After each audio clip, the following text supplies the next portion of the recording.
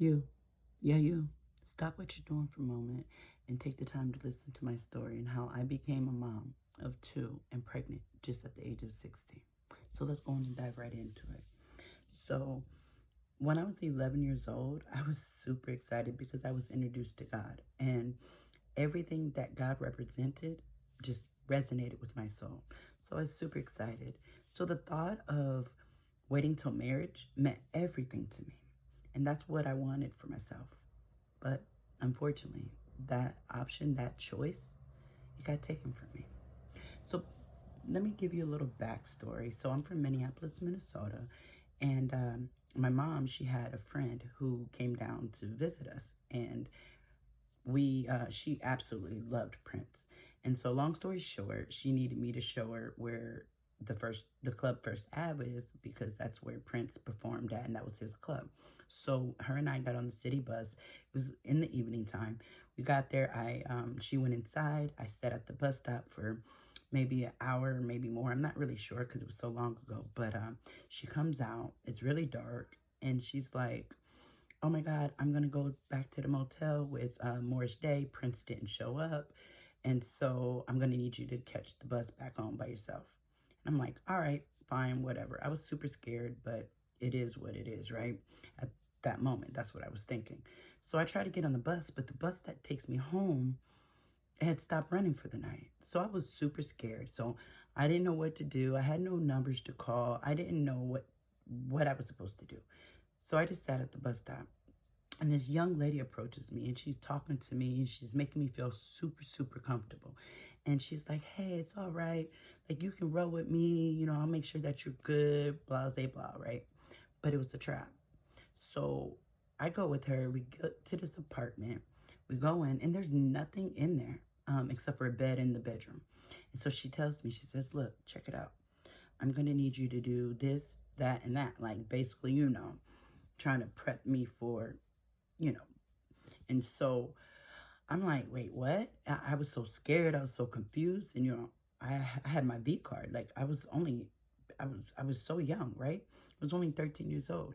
But she kept on pressing and pressing. And I was so, so uncomfortable. But I felt like I had no option. So basically, she two guys came in and she was like, you go to the room, and she taught me what to do, how to do it, what to say, and so on. And so even though I didn't want to, I felt like I had to in that moment because I had nowhere else to go. What was I going to do? So I go to the room and things start happening. And then I just laid there. I was so scared. I froze. I literally froze. And so after it was done, I got up, I rolled over, and I looked, and, and I saw, you know, on the bed. And I didn't understand it. I was like, why am I, bleeding? What's going on? Why am I hurting? I felt alone. And I just remember balling up on that bed, feeling defeated.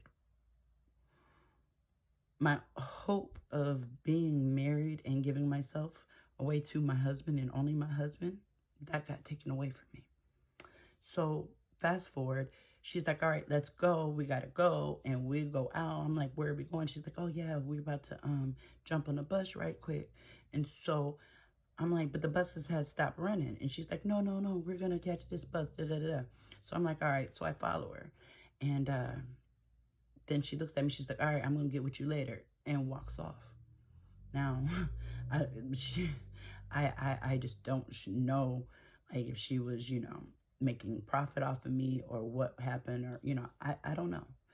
But I remember at that moment feeling so scared. And I sat at the bus stop and I literally was in a ball, and I just sat there. And honestly, God, to this day, I don't even remember what happened after that. Like, I honestly, to God, don't know what happened. I just know 3 days later, I was at home. Um, I must have just blocked it out, or I don't even know what happened in those days. I'm not sure. But I remember getting home I remember going home to an empty house. Nobody was there. There was no one to tell. So I kept that secret. I didn't tell a soul. I made it my point to just push it inside and never talk about it until I found out I was pregnant.